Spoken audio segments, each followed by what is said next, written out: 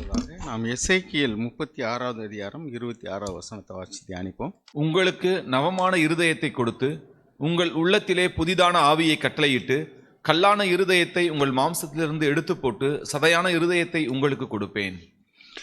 ஆண்டவர் கொடுத்த வாக்கு தத்தத்தில் ஒன்று என்னென்னா, உங்களுடைய கடினமான இருதயத்தை எடுத்து போட்டு புதிய இருதயத்தை, சதையான அப்படின்னா உணர்வுள்ள மென்மையான இருதயத்தை நான் உங்களுக்கு தருவேன். உங்களது இருதயத்தில் நான் புது ஆவியை நான் உங்களுக்கு தருவேன். அப்பொழுது நீங்கள் ஈஸியாக என்னுடைய வார்த்தைகளுக்கு கீழ்ப்படுவீங்கன்னு எழுதியிருக்கு. 27வது வசனம் வாசிங்க. உங்கள் உள்ளத்திலே என் ஆவியை வைத்து உங்களை என் கட்டளைகளில் நடக்கவும் என் நியாயங்களை கைக்கொள்ளவும் அவைகளின்படி செய்யவும் பண்ணுவேன். இந்த வார்த்தையில் என்ன வாசிக்கிறோம்னா, ஒரு மனிதனுடைய இருதயத்தை தம்முடைய பரிசுத்த ஆவியினால், புதிய ஆவியினால் நிரப்பி மென்மையான இருதயமாக மாற்றுகிற வேலையை யார் செய்ய முடியும்னா, யார் செய்வார்னா தேவன் செய்வாராம். அவர் வாக்கு பண்ணியிருக்கிறார். உங்களுடைய இருதயத்தில் உள்ள கடினத்தன்மையை நான் எடுத்து போட்டு கல் மாதிரி இருக்கிற இருதயத்தை நான் மென்மையான இருதயமாக நான் மாற்றுவேன் அப்படின்னு சொல்கிறாரு. அதே சமயத்தில் இன்னொரு மனுஷனை பார்த்து சொல்கிறாரு. யாத்திராகமம் 7ஆம் அதிகாரம் 3வது வசனம் வாசிங்க. நான் பார்வோனின் இருதயத்தை கடினப்படுத்தி எகிப்து தேசத்தில் என் அடையாளங்களையும் அற்புதங்களையும் மிகுதியாய் நடப்பிப்பேன். அங்கே பாருங்க என்ன எழுதியிருக்கு அப்படின்னா, 3வது, ஐ வில் ஹார்டன் ஃபாரோஸ் ஹார்ட். பார்வோனுடைய இருதயத்தை கடினப்படுத்துவேன்கிறார். திரும்ப திரும்ப தீர்க்கதரிசிகள் பேசும்போதெல்லாம் அவன் எதிர்த்து நிற்கிறான், கீழ்ப்படியாமல் பேசுகிறான். அதை நான் செய்வேங்கிறார். அப்போ தேவன் ஒரு மனிதனுடைய இருதயத்தை கடினப்படுத்த முடியும். தேவன் ஒரு மனிதனுடைய இருதயத்தை மென்மையாக்கி சதையான இருதயத்தை தரவும் அவராலே கூடும்.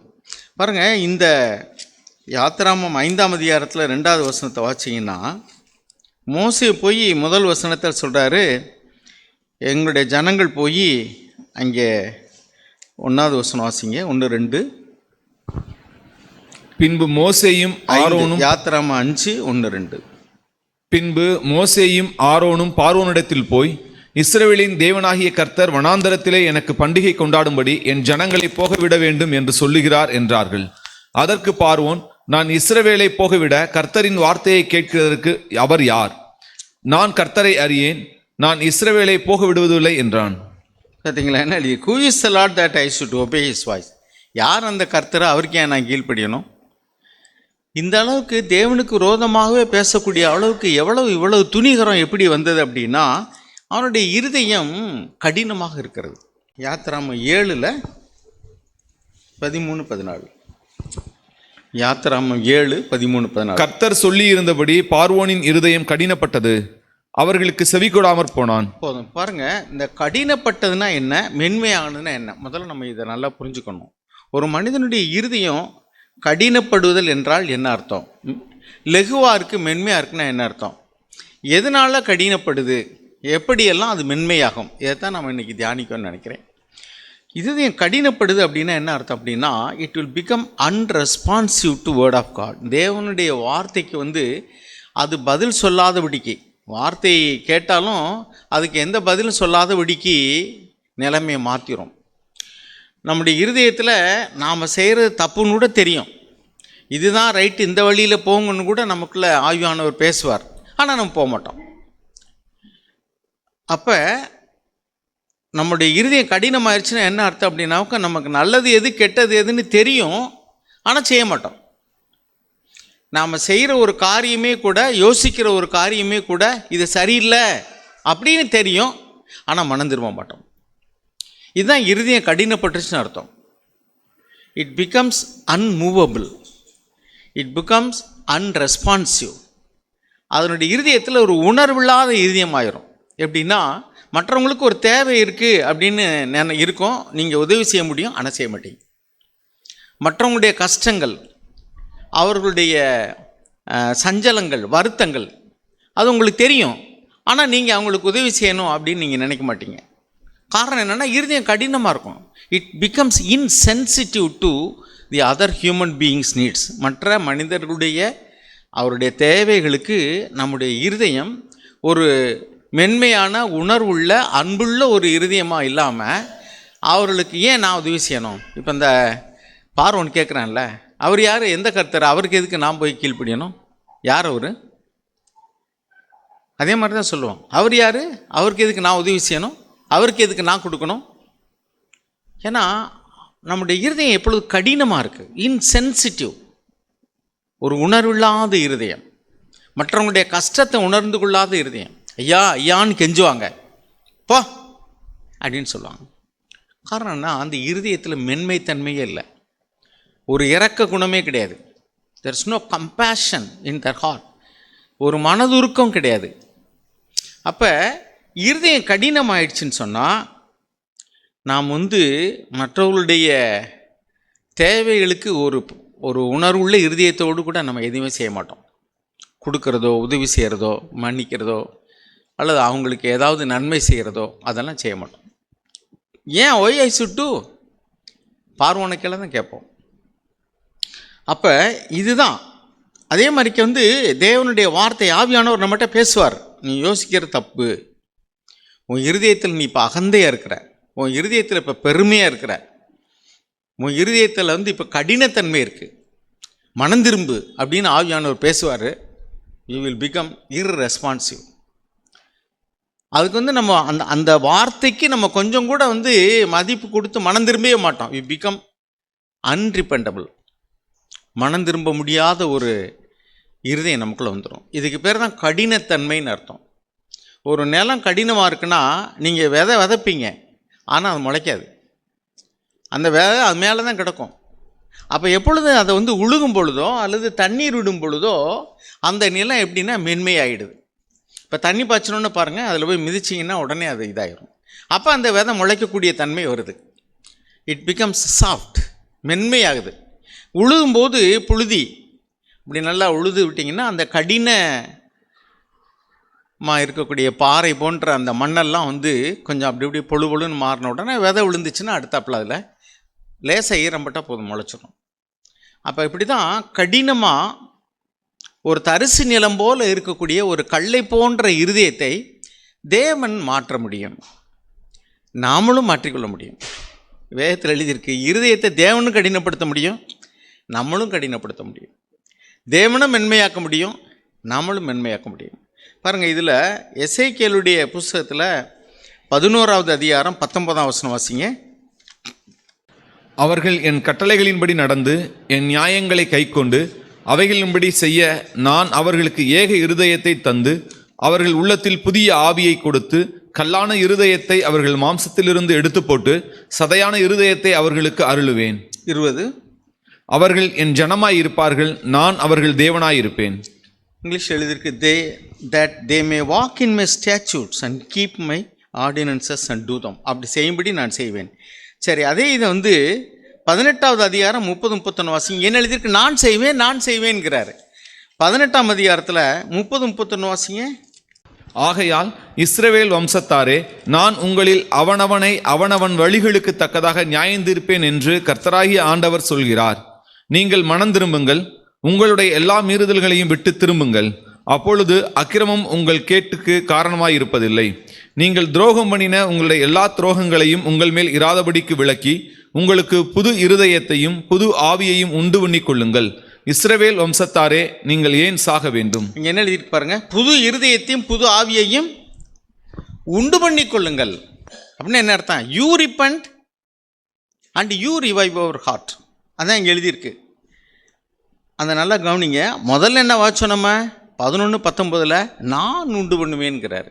நான் மென்மையான இருதயத்தை தருவேன், கடின இருதயத்தை, கல் போல் இருக்கக்கூடிய இருதயத்தை நான் மாற்றி உங்களுக்கு மென்மையான இருதயத்தை தருவேன். அப்பொழுது நீங்கள் என்னுடைய வார்த்தையின்படி கட்டளையின்படி நடப்பீங்கன்னு வாசிக்கிறோம்.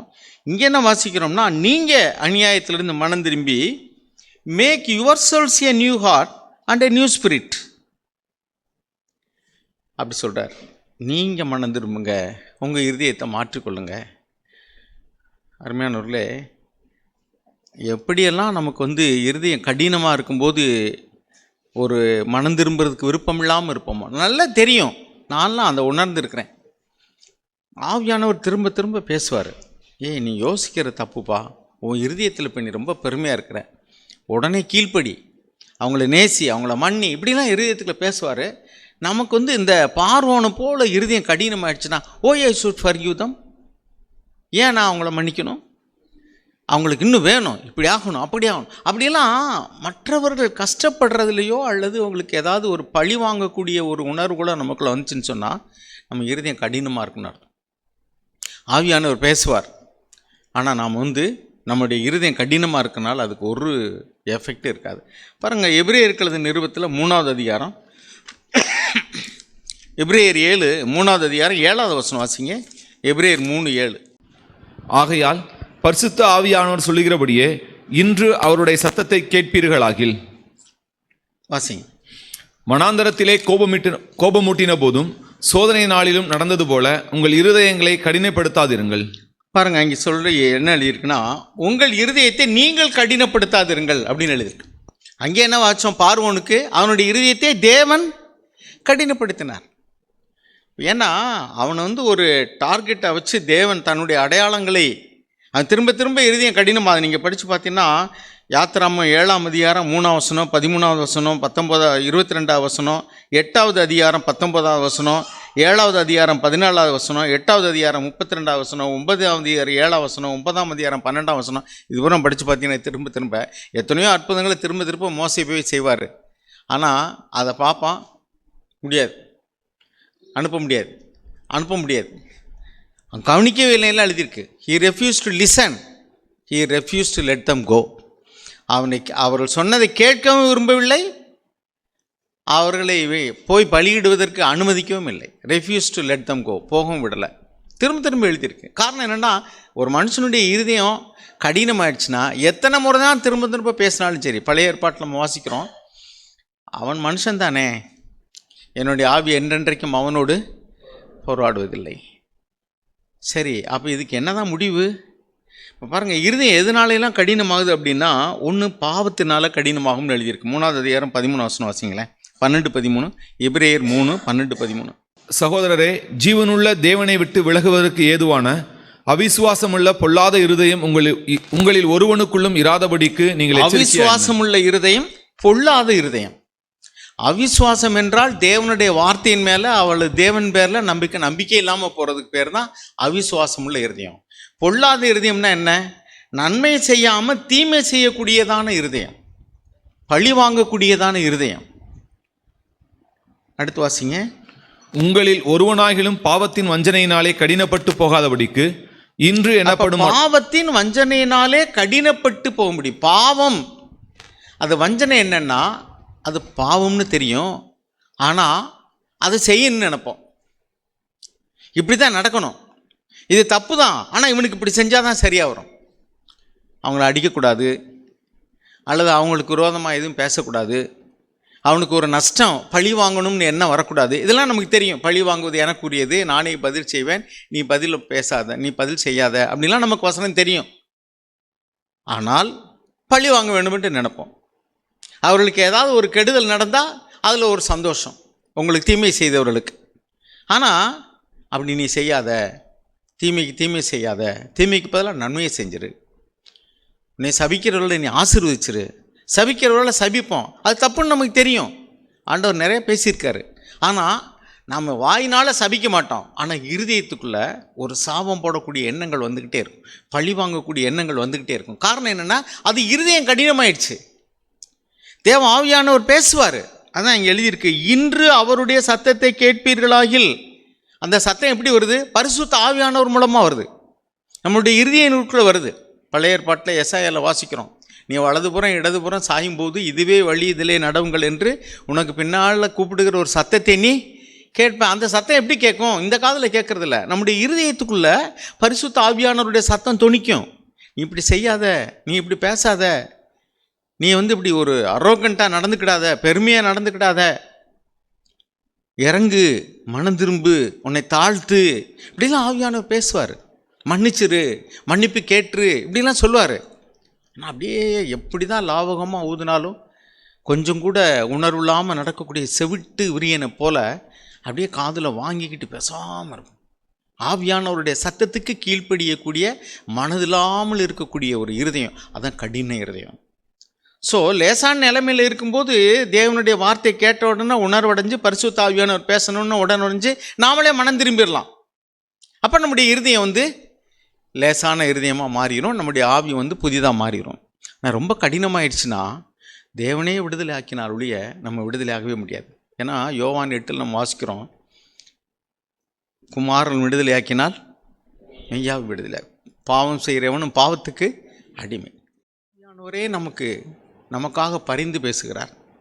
தேவன் நம்ம மேல் இரக்கமாக இருந்தா, ஆண்டவரே என் மேலே இரக்கமாக இருங்க அப்படின்னு நம்ம ஜெபிச்சிட்டா, தேவன் வந்து நம்முடைய கடினமான இருதயத்தை எடுத்து போட்டு ஒரு நவமான இருதயத்தை, சாஃப்ட்டு ஃப்ளஷ்லி, அதாவது கல்லு மாதிரி இருக்கக்கூடிய ஸ்டோனி ஹார்ட், அதை எடுத்து போட்டு நமக்குள்ளே வளர்த்துட முடியும். சில நேரங்களில் நம்ம எதிர்பார்த்தது நடக்காத பொழுது டிசப்பாயின்மெண்ட்ஸ், அதுவும் நம்முடைய இருதயத்தை கடினப்படுத்த முடியும். என்ன தேவன் தான் நான் கிடந்தேன், என்னத்தை தேவன் எனக்கு செய்யலை. he will do everything in his own time, not in my time.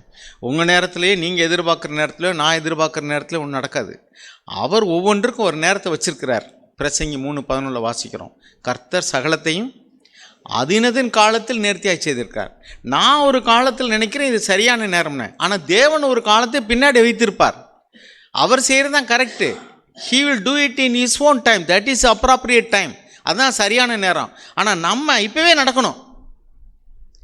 பட்டனை தட்டினா உடனே வந்து காஃபி வர்றது மாதிரி, இன்ஸ்டன்ட் காஃபி மாதிரி, நான் இப்போ ஜெபம் பண்ணால் எனக்கு உடனே பதில் கிடைக்கும், நான் இப்போ கேட்டால் உடனே கிடைக்கணும். எனக்கு நல்லதுன்னு தெரியுது, அது தேவன் உடனே செய்யணும்.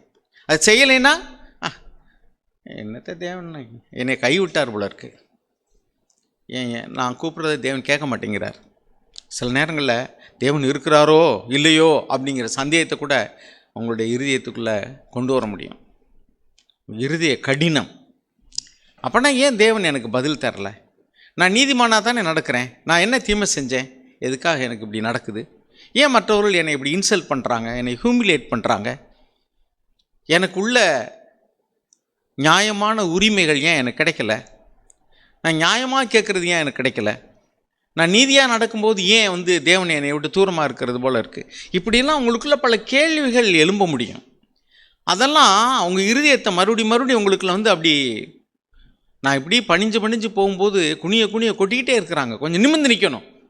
இப்படியெல்லாம் நம்முடைய இருதயத்துக்குள்ள வந்து தேவன் நம்மளை கைவிட்டுட்டாரோ, தேவன் ஒருத்தர் இல்லையோ, நாம் இப்படி விருதாவை தான் நம்ம வந்து இப்படி நம்மளே தாழ்த்தி நம்ம அசிங்கப்பட்டுக்கிட்டு இருக்கோமோ, நம்ம யாருன்னு கொஞ்சம் காமிக்கணும். இப்படிலாம் நம்முடைய இருதயத்துக்குள்ளே பொல்லான எண்ணங்களை சாத்தான் கொண்டு வர முடியும்.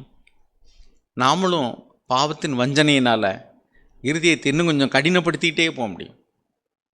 அதான் பாவத்தின் வஞ்சனையினால். சரி, இப்போ வந்து எப்படி நாம் வந்து இப்படிலாம் இருதயம் கடினம் வரும்போது பைபிளை வாசிக்கிறதுக்கு மனது வராது. நீங்கள் வாசித்தாலும் அது உங்கள் இருதயத்துக்குள்ளே போகாது, ஜெபம் பண்ண மனசு வராது. உங்கள் இருதயத்துக்குள்ளே என்ன போராட்டம் நடக்குன்னு யாருக்குமே தெரியாது. உங்கள் மனைவிக்கு தெரியாது, கணவனுக்கு தெரியாது, பக்கத்தில் உள்ள பிரதர்ஸ் சிஸ்டர்ஸ் கூட தெரியாது. உங்கள் இருதயத்துக்குள்ளே ஒரு பெரிய புயலே அடிச்சுக்கிட்டு இருக்கலாம். But God knows every detail of what is happening. உங்கள் இருதயத்துக்குள்ளே என்ன நினைவுகள் ஓடுதுன்னு தேவனுக்கு தெரியும். உங்களுக்குள்ளே என்ன நடக்குதுன்னு உங்களுக்கு தெரியும். நீங்கள் இதே வழியில் போனீங்கன்னா கொஞ்சம் தவறு விட்டால் எங்கே போய் விழுவீங்கன்னு தேவனுக்கு தெரியும். எனவே பரிசுத்த ஆவியானவரே நமக்காக வாக்கு கடங்காத பெருமூச்சுகளோடு வேண்டுதல் செய்கிறார் அப்படின்னு எழுதியிருக்கு. நம்ம என்ன செய்யறதுன்னு தெரியாமல் இருக்கும்போது தேவன் என்ன செய்கிறாராம்? நமக்காக ஆவியானவரை என்ன செய்கிறார்? பெருமூச்சோடு கூட வேண்டுதல் செய்கிறார். நம்ம செய்வோம் அப்படின்னு விடுவோம், ஆனால் ஆவியானவர் என்ன செய்கிறாரா? இங்கே பெருமூச்சோடு கூட வேண்டுதல் செய்கிறார். தேவனே அவனை கைவிட்டுறாதீங்க, ஆண்டவராக இயேசு கிறிஸ்துவனுடைய ரத்தம் இவனுக்காகவும் சிந்தப்பட்டது, இவனும் தேவனுடைய பிள்ளையாக இருக்கிறான், விட்டுறாதீங்க, கொஞ்சம் இரக்கம் பாராட்டுங்க. பரிசுத்த ஆவியானவர் நமக்காக வேண்டுதல் செய்கிறார். நாமும் ஆண்டவர்கிட்ட வேண்டுதல் செய்யணும். நான் அருமையானவர்களே, அவிசுவாசம் உள்ள பொல்லாத இருதயம் வந்து இருதயத்தை கடினப்படுத்திடும். பாவம் இருதயத்தை கடினப்படுத்திடும். பெருமை இருதயத்தை கடினப்படுத்திடும். சில நேரங்கள் நீங்கள் பாவம் செய்றி அதுக்குள்ளே தண்டனை உடனே கிடைக்காதனால கூட அதெல்லாம் ஒன்றும் இல்லை, இதெல்லாம் தேவன் மன்னிச்சிட்டாரு, இதெல்லாம் ஒன்றும் கண்டிக்க மாட்டார் அப்படின்னு என்ன அர்த்தம்? That is a deceitfulness of sin. பாவத்தின் வஞ்சனை என்னென்னா, நீங்கள் பாவம் செஞ்சீங்க, அதுக்குள்ள தண்டனையோ அல்லது அதுக்கு ஒரு விபரீதமான ஒரு காரியமோ கஷ்டமோ நஷ்டமோ உங்களுக்கு வரல, நீங்கள் நல்லா தான் இருக்கிறீங்க.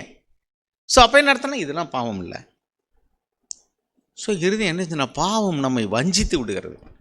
வஞ்சிக்கிறதுனா ஏமாற்றுகிறது, தப்பானதை நம்பும்படி செய்து விடுகிறது. என்ன வேறுமானவர்கள், இந்த நிலைமையிலேருந்து தேவன் நம்மை விடுதலை ஆக்கணும்னா ஒன்று, தேவனை நோக்கி நம்ம உள்ளத்துக்குள்ளே ஜெபம் பண்ணணும். ஏன்னா இங்கே வாசிக்கணும் நம்ம எசேக்கியேல் 18, 30, 34 நீ மனம் திரும்பி உன்னுடைய அநியாயமான வழியை விட்டுட்டு திரும்பி ஆண்டவரை நோக்கி கூப்பிடு, புதிய ஆவியையும் புதிய சிந்தையையும் புதிய இருதயத்தையும் நவமான இருதயத்தை தேவன் தருவார். இன்னொன்று, தேவனே தருவார், ஆனால் நீ வேண்டுதல் செய்யணும். ஆண்டவரே என்னால் முடியலை, எனக்கு தப்புன்னு தெரியுது, ஆனால் செய்கிறேன். பவுல் சொல்கிறார்ல ரோமர் 7வது அதிகாரத்தில், நான் விரும்புகிற நன்மையை செய்யாமல் விரும்பாத தீமையே செய்கிறேன். பட் ஏன்னால் நான் அல்ல, எனக்குள்ளே வாசமாக இருக்கிற பாவமே என்னை அப்படி செய்ய வைக்கிறது. நல்ல சபையில் தான் இருக்கிறேன், நல்ல வார்த்தைகளை தான் கேட்குறேன், நான் மனம் திரும்பி ரட்சிக்கப்பட்டதெல்லாம் உண்மைதான். ஆனாலும் கூட இந்த சிலுவை எடுக்கணும், இயேசுவை பின் சொல்லணும், சிலுவையில் மாம்சத்தையும் இச்சையும் சிந்தையும் அறையணும், இதெல்லாம் எனக்கு தெரியும். ஆனால் அதை செயலில் காட்டும் பொழுது ஒபீடியன்ஸ், தேவனுடைய வார்த்தைக்கு கீழ்ப்படுகிறதுங்கிறது, எனக்கு முடியலை சாமி, எனக்கு உதவி செய்யுங்க, இந்த மரண சரீரத்தினின்று என்னை யார் விடுதலையாக்குவார்? கர்த்தராய் இயேசு கிறிஸ்துவை நான் சோத்தரிக்கிறேன், அவர் அதை செய்ய முடியும். அவர் அதுதான் இங்கே எழுதியிருக்கு. God can do that. Only God can give you a fleshly heart. தேவன் தான் உங்களுக்கு ஒரு நவமான இருதயத்தை, மென்மையான இருதயத்தை தர முடியும். அது வாக்குத்தத்தம். அதை நம்ம கிளைம் பண்ணலாம். ஆண்டவரே எனக்கு உதவி செய்யுங்க, என் இருதயம் கடினமாக இருக்கு, இப்போ நான் விழுந்துருவனோ, பாவத்தில் விழுந்துருவனோ, நான் எதிர்த்து பேசிடுவனோ, நான் சண்டை போட்டுருவனோ, ஐயோ என்னை ரட்சிங்க, நான் ஒரு நொடி பொழுதில் நான் என் ரட்சிப்பை இழந்துருவனோ, எனக்கு தெரியலை, எனக்கு முடியலை, எனக்கு உதவி செய்யுங்க. இப்படிப்பட்ட ஒரு கதறல் நம்முடைய இருதயத்திலேருந்து வந்துச்சுன்னு சொன்னால், தேவன் மகனே நான் உன் சத்தத்தை கேட்டேன், நான் உனக்கு நவமான இருதயத்தை தருவேன். ஐயோ எங்களை அவிசுவாசம் இருக்க ஆண்டவரே, விசுவாசத்தை துவக்கிறவரும் முடிக்கிறவருமாகிய இயேசு என்று எபிரேயர் 12:1-2 அவங்க வாசிக்கிறோம். விசுவாசத்தை author and perfecter of faith. அப்போ அவிசுவாசம்தான் எனக்குள்ள இருதயத்தை கடினப்படுத்திடுது, ரைட்டு. ஆனால் விசுவாசத்தை யார் தான் தோக்க முடியும்? இயேசு தானே தோக்க முடியும். அவரை நோக்கி ஆண்டவரே எனக்கு உதவி செய்யுங்க, எனக்குள்ள ஒரு கடினமான இருதயம் இருக்குது, எனக்கு உதவி செய்யுங்க அப்படின்னு கேட்டால் தேவன் கண்டிப்பாக நமக்கு உதவி செய்வார். இன்னொரு காரியம் இருக்குது. ஒரு மனுஷனுடைய இருதயம் கடினப்பட்டுக்கிட்டே இருக்குது. நாம் என்ன நீங்கள் இப்படி கடினப்பட்டு போயிருக்கிறீங்க, என்ன நீங்கள் மனம் திரும்பாமல் இருக்கிறீங்க, இப்படி பேசும்போது அதெல்லாம் விழலுக்கு இறைத்த நீராகவே இருக்கிறது. ஆனால் அதே சமயத்தில் இன்னொரு காரியத்தை செய்யுங்கிறாரு. அதுங்க எழுதியிருக்கு பாருங்கள், 13வது வசனம் என்ன எழுதியிருக்கு? உங்களில் ஒருவனாயிலும் பாவத்தின் வஞ்சனையினாலே கடினப்பட்டு போகாதபடிக்கு இன்று எண்ணப்படும் அளவும் நாள்தோறும் ஒருவருக்கு ஒரு புத்தி சொல்லுங்கள். இங்கிலீஷில் என்ன எழுதியிருக்கு பாருங்கள், என்கரேஜ் ஒன் அனதர். ஒரு மனிதனுடைய இருதயம் கடினமாக இருக்கும்போது எ வேர்ட் ஆஃப் என்கரேஜ்மெண்ட், ஒரு ஆறுதலான ஒரு வார்த்தை, ஒரு உற்சாகப்படுத்தக்கூடிய வார்த்தை. அவங்க நம்மளை பார்த்து தூரமாக போகும்போது நம்ம கொஞ்சம் இறங்கி கிட்டத்தில் போகிறது, தட் இஸ் என் என்கரேஜ்மெண்ட். நம்பிக்கை இல்லாத ஒரு மனுஷனுக்கு ஒரு நம்பிக்கை ஊட்டக்கூடிய ஒரு வார்த்தையை சொல்கிறது, தேவன் உங்களை நேசிக்கிறார், சகோதரரே நீங்கள் மனம் தளர வேண்டாம், தேவன் உங்களுக்கு உதவி செய்வார், don't worry, we will pray. தேவன் நம்முடைய ஜெபத்துக்கு கண்டிப்பாக பதில் தருவார், நீங்கள் சோர்ந்து போயிடாதீங்க. இப்படியெல்லாம் நம்ம பேசும் பொழுது அது ஒரு வேர்ட் ஆஃப் என்கரேஜ்மெண்ட், உற்சாகப்படுத்தக்கூடிய வார்த்தைகள்.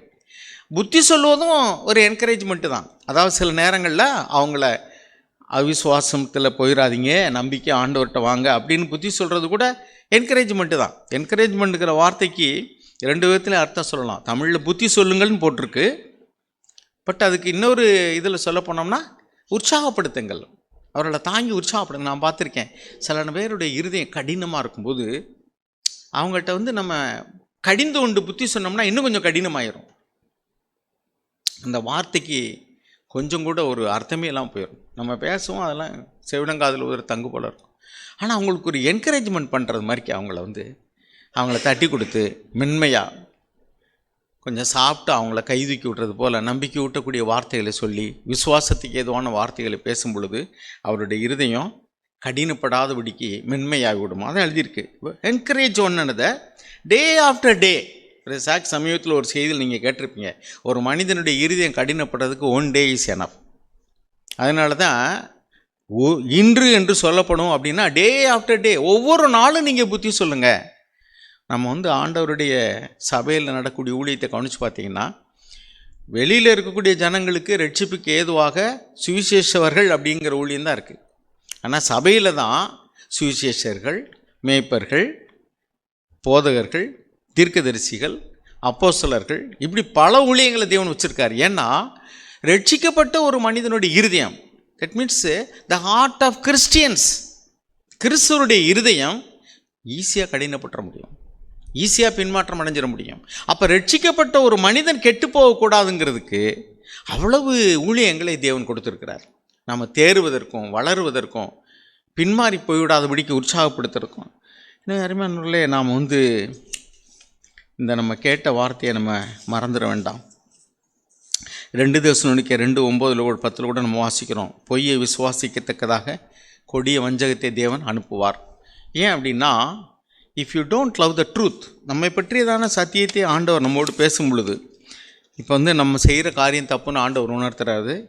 நம்மளால் முடியலை, நம்ம மனம் திரும்ப முடியலை, அல்லது வந்து விசுவாசிக்க முடியலை, அல்லது கீழ்ப்படி முடியலைன்னா என்ன செய்யணும் அப்படின்னா, ஆண்டவரே எனக்கு உதவி செய்யுங்க, என்னால் முடியலை, எனக்கு தெரியுது நான் யோசிக்கிறது தப்பு, நான் இருதயத்துக்குள்ள நான் சிந்திக்கிற காரியங்கள் தப்பு, என் உணர்வுகளில் நான் தப்பு பண்ணுறேன், எனக்கு தெரியுது, ஆனால் அதெல்லாம் முடியாது. ஏன் நான் அப்படி செய்யணும்? ஒய் ஐ ஷுட் டூ, நான் ஏன் கீழ்ப்படியணும், நான் ஏன் இறங்கி போகணும் அப்படிங்கிற எண்ணங்கள் எனக்குள்ள மேலோங்கி நிற்கிது. அது ஆவியானவர் ஒரு பக்கம் பேசிக்கிட்டே இருக்கார், ஆவியின் சிந்தை, அது ஜீவனையும் சமாதானத்தையும் தரக்கூடிய சிந்தை. ஆனால் இன்னொரு பக்கம் என் மாம்சத்தில் வேற ஒரு சிந்தை எழும்பிக்கிட்டு இருக்கு, எதிர்த்து நில்லு, கீழ்ப்படியாத, இப்படிலாம் நீ எதுக்கு எடுத்தாலும் நீ வந்து தாழ்ந்து போகாத, யூ கிளைம் யுவர் ரைட், உன்னுடைய உரிமையை நீ கேளு, இப்படியெல்லாம் மாம்சத்தில் இன்னொரு சிந்தை ஒரு பக்கம் எழும்புது. அப்போ ஆவியானவருடைய உதவி கொண்டு மாம்சத்தின் சிந்தையை அழித்தால் பிழைப்போம். அந்த மாம்சத்துக்கு தீனி போடுறது மாதிரிக்க நம்ம இன்னும் கொஞ்சம் அந்த சிந்தனையிலே போயிட்டு இருந்தோம்னா நாம் அழிஞ்சு போயிடுவோம். அதனால் அருமையானவர்களே, நம்முடைய இருதயத்தை வந்து கடினமான இருதயத்தை, கல் போன்ற இருதயத்தை எடுத்து போட்டு தேவனுடைய வார்த்தைக்கும் ஆவியானவருடைய சத்தத்துக்கும் மற்றவர்களுடைய தேவையை உணர்ந்து அவர்களுக்கு உதவி செய்யக்கூடிய நல்ல நிலைமைக்கும் நம்முடைய இருதயத்தை மெதுவானதாக மாற்றி வழிநடத்த தேவனாலே கூடும். எனவே விசுவாசத்தை துவக்குகிறவரும் முடிக்கிறவருமாகி தேவனை நோக்கி ஒவ்வொரு சூழ்நிலையிலும், ஆண்டவரே எங்களுக்கு முடியலை, எனக்கு உதவி செய்யுங்க. நம்ம சபையில் உள்ளவங்களுக்கெல்லாம் சத்தியம் தெரியாமல் இல்லை, நம்ம எல்லாருக்குமே சத்தியம் நல்லா தெரியும். ஆனால் கீழ்ப்படுகிறதும் விசுவாசிக்கிறதும் தான் நமக்கு குறைவாக இருக்குது. ஆனால் அதை செய்ய தேவனால் முடியும். விசுவாசத்தை துவக்குகிறவரும் அதை பூரணப்படுத்துகிறவரும் இயேசுவே. அதே மாதிரிக்க இருதயம் கடினமாக இருக்கிறதை மென்மையாக்குறதும் புதிய ஆவியை தருகிறதுக்கும் வாக்குத்தத்தம் பண்ணி இருக்கிறவரே தேவன் தான். ஐ வில் டூங்கிறார். அவரை நோக்கி கெஞ்சுவோம், தேவன் கண்டிப்பாக நம்முடைய இருதயத்தை அவருக்கு ஏற்ற இருதயமாக மாற்றுவார். ஆமென். தேவைப்பட்ட சகோதரர்கள் வந்து பகிர்ந்து கொள்ளலாம். ஆண்டவர் சபையிலே பேசினதான அவருடைய ஜீவனுள்ள வார்த்தைகளுக்காக அவருக்கு அதிகமாக நம்ம நன்றி சொல்ல வேண்டும். ஆண்டவர் தேவையான வார்த்தைகளை தான் நமக்கு தருகிறார். நம்ம உணர்வடைய வேண்டும். நான் கேட்கும் பொழுது எனக்கெல்லாம் இந்த வசனம் இல்லை அப்படின்னு சொல்லி நான் நினைத்தேன் அப்படின்னா, இவ்வளவு நேரம் யாருக்கு ஆண்டவர் பேசினார்? யாருக்கு பேசினார்? சபையாக நம்ம கூடி வந்திருக்கிறோம், அல்லது இணையத்தில் இணைந்திருக்கிறார்கள், யாருனாலும் சரிதான். வார்த்தைகள் வருகிறது, அந்த வார்த்தை எனக்கு இல்லை, என்னுடைய இருதயம் வந்து கடினப்படலை, நான் நல்லா தான் இருக்கேன் அப்படின்னு சொல்லி நம்ம நினச்சோம்னா இன்னும் நம்முடைய இருதயம் என்ன செஞ்சிடும்? கடினப்பட்டு கொண்டே தான் இருக்கும். அந்த ஆண்டவர் சொன்னார், விதைக்கிறவனின் உவமையில் சொன்னார், அது நல்ல நிலத்தை பற்றி சொல்லும் பொழுது அதனுடைய பிரதர் சொன்னாங்க, நல்லா சொன்னாங்க, ஒரு நிலம் வந்து ஹார்டாக இருக்கும்போது அதில் நீங்கள் என்ன தான் விதைச்சாலும் என்ன செய்யாது, வராது. நான் பார்த்துருக்கேன். நல்ல வாழைக்கன்றை என்ன செய்வாங்கன்னா தருவாங்க, இது ரஸ்தாளி பழம், அதுக்குரிய கன்று, இது வந்து என்னது அது என்னது, நல்ல நல்ல கன்று, நாட்டு வாழைப்பழம் மரம் அப்படின்னு சொல்லி தந்தா அதை சும்மா ஒரு சின்ன குழியை நோண்டி அதை அப்படி வச்சுக்கிட்டு அதில் சும்மா நம்ம வாட்டுக்கு எதையாவது ஒன்று தண்ணியை லேசாக ஊற்றி விட்டுட்டு வரும்னு நினச்சா வரவே வராது. நான் பார்த்துருக்கேன்.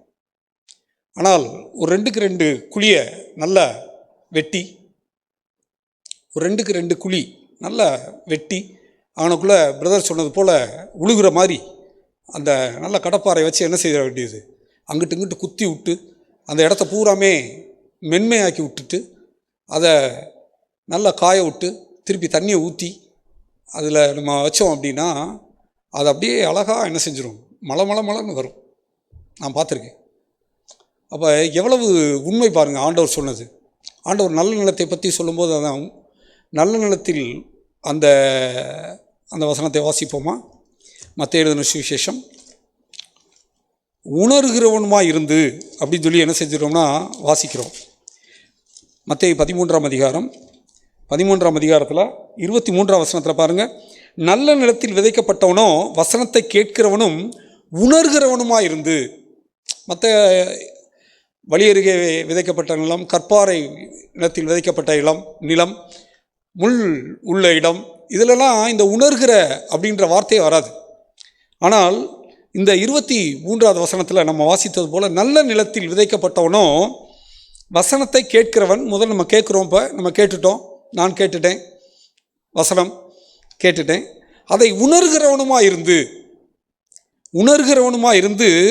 100ஆகவும் 60ஆகவும் 30ஆகவும் பலன் தருவான் இருக்கு. அப்போ நம்ம ரெஸ்பான்ஸ் பண்ணணும், ஆண்டவருடைய வார்த்தைக்கு நம்ம ரெஸ்பான்ஸ் பண்ணணும். நான் இப்படி ஒரு வார்த்தையை நான் கடந்த நாட்களிலே வாசித்தேன். யோபுவின் புஸ்தகம்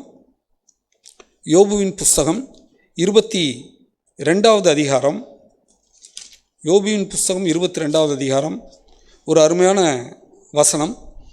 அதாவது 22வது அதிகாரம் 21வது வசனம், நீர் அவரோடே, தேவனோடே அல்லது இயேசுவோடே அல்லது பரிசுத்த ஆவியானவரோடே, நீர் அவரோடே பழகி சமாதானமாயிரும்,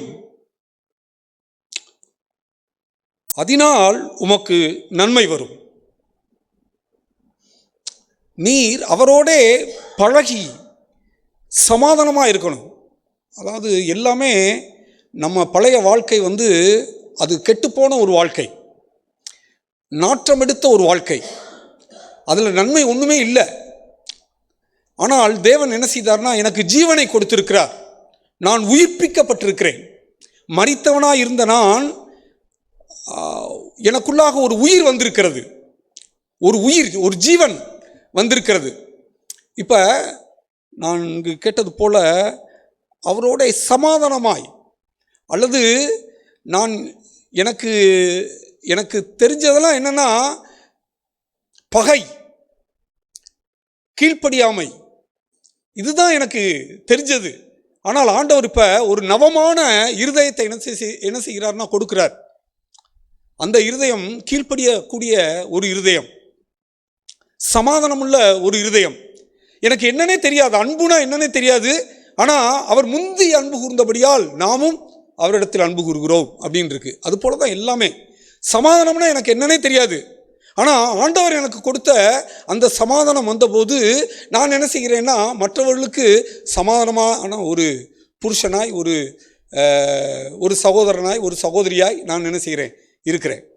அப்போ நம்ம என்னன்னே தெரியல, ஆனால் நம்ம ஒரு காரியத்தை ஆண்டவர் உயிர்ப்பிக்கிறனால, ஆண்டவர் எனக்குள்ளாக ஒரு கிரியை செய்கிறதுனால ஒரு காரியம் கிடைக்குது. இதே போல தான் நான் என்ன செய்ய வேண்டும்னா, ஆண்டவரோடு கூட பழகி, இங்கிலீஷில் என்னென்னா நோ டு ஹிம் அப்படின்னு இருக்கு, அவரை அறிகிற அறிவு, அவரை அறிந்து கொள்ளுதல் அப்படின்னு இருக்கு. அவரை அறிந்து கொள்ளுதல், அவரை அறிகிறது, அவரை நான் என்ன செய்கிறேன்னா அவரோடு கூட பழகுகிறேன், அவரோடு கூட நடக்கிறேன். அப்போ தான் நம்ம என்ன செய்ய முடியும்னா, நம்ம அந்த லகுவான இருதயம் நமக்கு என்ன செய்யும்னா கிடைக்கும். அப்படி இல்லைன்னா நம்மளுக்கு என்ன செய்யாதுன்னா கிடைக்காது. பாருங்கள், 23வது வசனத்தில் அப்படி இல்லைன்னா என்ன செய்யணும் அப்படின்றத சொல்கிறார். 23வது வசனத்தில், நீ சர்வ வல்லவரிடத்தில் மனம் திரும்பினால், பிரதர் சொன்னது அதான். நம்ம எல்லாருமே நான் உணர்கிறேன் நமக்கு தான் இந்த வார்த்தை, எனக்கு தான். நம்ம என்ன செய்யக்கூடாதுன்னா இதை விட்டுறவே கூடாது. விட்டால் இன்னும் கடினமாயிடும். ஆண்டவர் அந்த வார்த்தையை பேசியிருக்கிறார். அதனால் நீ சர்வ வல்லவரிடத்தில் மனம் திரும்பினால் திரும்ப கட்டப்படுவீர், அக்கிரமத்தை உமது கூடாரத்துக்கு தூரமாக்குவீர். அக்கிரமத்தை உம்முடைய கூடாரத்திற்கு தூரமாக்குறது. அக்கிரமம் பக்கத்தில் இருக்கா? பிரதர் சொன்னது போல பக்கத்தில் இருக்கு. அவிசுவாசம் உள்ள இருதயம் பக்கத்தில் இருக்கா? பக்கத்தில். ஆண்டவர் என்ன சொல்றாருன்னா, உங்களை சுற்றி நெருங்கி நிற்கிற பாவத்தையும் தள்ளிவிட்டு விசுவாசத்தை துவக்குகிறவரும் முடிக்கிறவருமாகிய இயேசுவை நோக்கி நமக்கு நியமித்திருக்கிற ஓட்டத்தில் பொறுமையாக ஓடக்கடவோம், பொறுமையோடு ஓடக்கடவோம் அப்படின்னு இருக்கு. ஆண்டவரே, எனக்கு அப்படிப்பட்டதான ஒரு இருதயம் வேண்டுமே. அது எப்போ கிடைக்கும்னா, மனம் திரும்பினால் திரும்ப கட்டப்படுவேன். நான் திரும்ப கட்டப்படுவேன். அக்கிரமத்தை உமது கூடாரத்துக்கு தூரமாக்குவீர். 24வது வசனம் நல்லா ரொம்ப தெளிவாக இருக்கிறது. அப்பொழுது, அந்த இடத்துல பாருங்க, அப்பொழுது 24வது வசனத்தில் அப்பொழுது இருக்கா? 25வது வசனத்தில் அப்பொழுது இருக்கா? 26வது வசனத்தில் அப்பொழுது இருக்கா? பாருங்களேன். அப்பொழுது நீர் எப்படி ஆயிடுவீங்க அப்படின்னா, அப்படியே சொக்க தங்கமாக மாறிடுவீங்க. அதுதான் போட்டிருக்கு, ஒப்பீரின் தங்கத்தையும் அப்படின்னு வருது. சொக்க தங்கமாக நம்ம என்ன செஞ்சுருவோம், அப்படியே லகுவான இருதயம் நமக்கு கிடைச்சிடும். ஆனால் கடினப்படுத்தி கொண்டே இருந்தால் தேவன் பேசுகிறார், ஆனால் எனக்கு பேசலை, யாரோ ஒருத்தருக்கு பேசுகிறார் அப்படின்னு நான் நினச்சேன்னா நான் என்ன செய்ய முடியாதுன்னா, என்னுடைய இருதயம் அந்த பார்வோனுடைய இருதயத்தை போல என்ன செய்யும், இன்னும் பிரதர் சொன்னது போல் அப்படியே கடினமாயிரும். ஆண்டவரே, வேண்டாம் ஆண்டவரே, அப்படிப்பட்ட இருதயம் எனக்கு வேண்டாம். நான் சொக்க தங்கமாய் மாற எனக்கு நீங்கள் உதவி செய்யுங்க. நான் மிருதுவாக இருக்க எனக்கு உதவி செய்யுங்க. 25வது வசனத்தை பாருங்க. அப்பொழுது சர்வ வல்லவர் தாமே உமக்கு பசும் பொன்னும் உமக்கு சொக்க வெள்ளியுமாய் இருப்பார். 26வது வசனம், அப்பொழுது சர்வ வல்லவர் மேல் மனமகிழ்ச்சியாக இருந்து, எப்பனா அவரோடு கூட சமாதானமாய், அவரோடு கூட நெருங்கி பழகி நான் இருந்தால், அவரோடு கூட இருக்கிற ஐக்கியம் சரியா இருந்துச்சு அப்படின்னா, என்னில் நிலைத்திருங்கள், அப்பொழுது நீங்க மிகுந்த கனிகளை கொடுப்பீர்கள் அப்படின்னு ஆண்டவர் சொன்னார். இந்த பாருங்க, இப்போ நம்ம மனமகிழ்ச்சி, முகத்தை ஏறெடுப்பது பாருங்க, முகத்தை ஏறெடுப்பது, தேவனுக்கு நேராக உம்முடைய முகத்தை ஏறெடுப்பீர். அற்புதமான வசனம் பாருங்க. நீர் அவரை நோக்கி விண்ணப்பம் பண்ண செவி கொடுப்பார். பாருங்க, விண்ணப்பம் பண்ணிக்கிட்டே இருந்தா அவர் செவி கொடுத்துருவாராம். ஏன்னா நான் மனம் திரும்பி விட்டேன், என்னுடைய இருதயம் லகுவாக மாறிவிட்டது, புதிதாக மாறிவிட்டது. ஆண்டவர் உதவி செய்வார். ஆண்டவர் அவ்வளவு நல்லவர். அப்பொழுது திருப்பி பாருங்க அந்த வசனத்தில், 27வது வசனத்தில், அப்பொழுது நீர் உம்முடைய பொருத்தனைகளை செலுத்துவீர். 28வது வசனத்தில், ஒரு காரியத்தை நிர்ணயம் பண்ணினால் அது உமக்கு நிலைவரப்படும். பண்ணினால் உடனே நிலைவரப்படும். ஒரு காரியத்தை நான் என்ன செய்கிறேன், நிர்ணயம் பண்ணுறேன், உடனே அது நிலைவரப்படும். நான் விண்ணப்பம் பண்ணுறேன், உடனே அது கேட்கப்படும். மனம் திரும்புவதில் அவ்வளவு வல்லமை இருக்கிறது. ஆண்டவரே, நான் மனம் திரும்பட்டும். ஆண்டவரே, வார்த்தைக்காக அல்ல ஆண்டவரே, மெய்யாகவே என்னுடைய இருதயம் மனம் திரும்பட்டும். ஆண்டவரே, நான் விட்டு கொடுக்கட்டும், உமக்கு விட்டு கொடுக்கட்டும், பரிசுத்த ஆவியானவருக்கு விட்டு கொடுக்கட்டும். பரிசுத்த ஆவியானவர் துக்கப்படுகிறார். எபேசியர் 4:32-34 நினைக்கிறேன். அதில் பரிசுத்த ஆவியானவர் என்ன செய்கிறார்னா, துக்கப்படுகிறவர். அவருக்கு ஒரு ஃபீலிங் இருக்கு. நம்ம துக்கப்படுத்த முடியும், அவரை சந்தோஷப்படுத்த முடியும். ஆண்டவரே, எனக்கு உதவி செய்யும். ஆண்டவர் ரொம்ப ரொம்ப ரொம்ப அவர் நம்ம எண்ணுவதற்கு மேலாக ரொம்ப நல்லவர். அதனால தான் உயிரோடு இருக்கிறோம். எவ்வளவு மோசமான ஒரு ஆள்னாலும் சரி, நம்மளை தாழ்த்திட்டோம் அப்படின்னா, எல்லாத்துக்கும் பெருமை தானே காரணமாக இருக்குது. நம்ம தாழ்த்திட்டோம் அப்படின்னா ஆண்டவர் என்ன செய்கிறாருன்னா அப்படியே மாறிடுவார், நம் மீது அப்படியே மாறிடுவார். நான் ஒரு வசனத்தை மாத்திரம் காண்பித்து விட்டு நான் என்ன செய்கிறேன்னு சொல்லி சொன்னால் இதை முடிக்கிறேன். பாருங்கள், ஆகாப் ராஜாவை பற்றி நமக்கு தெரியும். இருக்கிறதுலே ஒஸ்டான ராஜா, இஸ்ரவேலில் ஒஸ்டான ராஜான்றவர் யாருன்னா ஆகாப். அவரை போல ஒரு ராஜா, பொல்லாத ராஜா யாருமே இல்லைன்னு சொல்லி சொல்லலாம். அவரை வச்சே அவர் இப்படி நடந்த வழியிலே இவர் நடந்தார், ஆகாப் நடந்த வழியே இவர் நடந்தார் அப்படின்னு ஆண்டவர் திருப்பி திருப்பி அந்த வசனத்தில் சொல்லிக்கிட்டே இருப்பார். அந்த அளவுக்கு ஒரு மோசமான ராஜா ஆகாப். அந்த ஒரு 1 ராஜாக்கள் 16:29 பாருங்களேன். 1 ராஜாக்கள் 16:29 இதை மட்டும் காண்பித்தால் நம்ம ஆண்டவருடைய இருதயம் எவ்வளவு அருமையான இருதயம் அப்படின்றது நமக்கு தெரியும். 1 ராஜாக்கள் 16:29 யாராவது வாசிங்களேன். யூதாவின் ராஜாவாகிய ஆசாவின் 38ஆம் வருஷத்தில் உம்ரியின் குமாரனாகிய ஆகாப் இஸ்ரவேலின் மேல் ராஜாவாகி சமாரியாவில் இஸ்ரவேலின் மேல் 22 வருஷம் ராஜ்யபாரம் பண்ணினான்.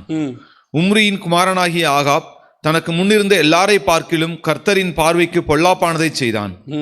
நேபாத்தின் குமாரனாகிய யெரொபெயாமின் பாவங்களில் நடப்பது அவனுக்கு கொஞ்ச காரியம் என்று நினைத்தார் போல் அவன் சீதோனியரின் ராஜாவாகிய ஏத் பாகாலின் குமாரத்தி ஏசபேலை விவாகம் பண்ணினதும் அல்லாமல் அவன் போய் பாகாலையும் சேவித்து அதை பணிந்து கொண்டு தான் சமாரியாவிலே கட்டின பாகாலின் கோவிலில் பாகாலுக்கு பலிபீடத்தை எடுப்பித்தான். பாருங்க, ஒரு ராஜா, ஒரு தேவனுடைய பிள்ளையாக இருக்கக்கூடிய ஒரு ராஜா நாம் தான்.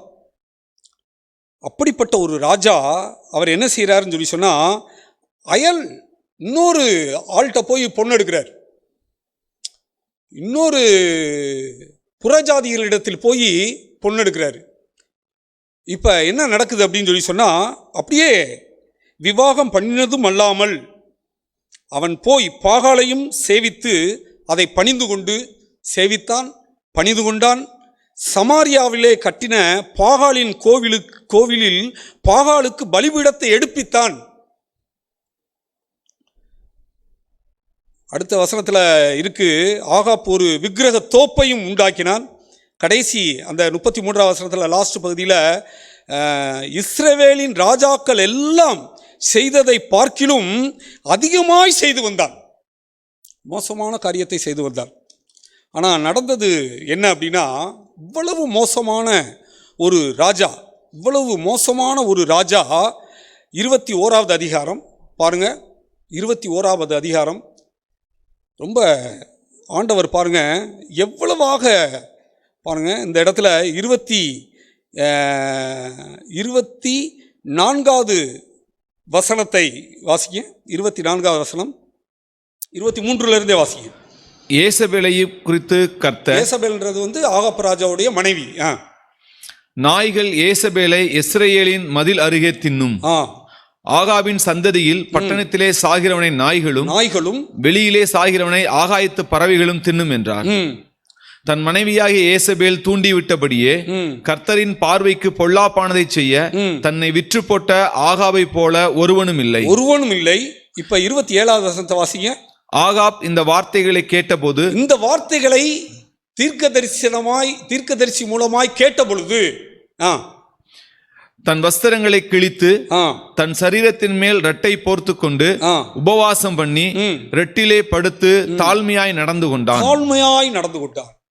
பாருங்களேன், எவ்வளவு மோசமான ராஜா பார்த்தீங்களா?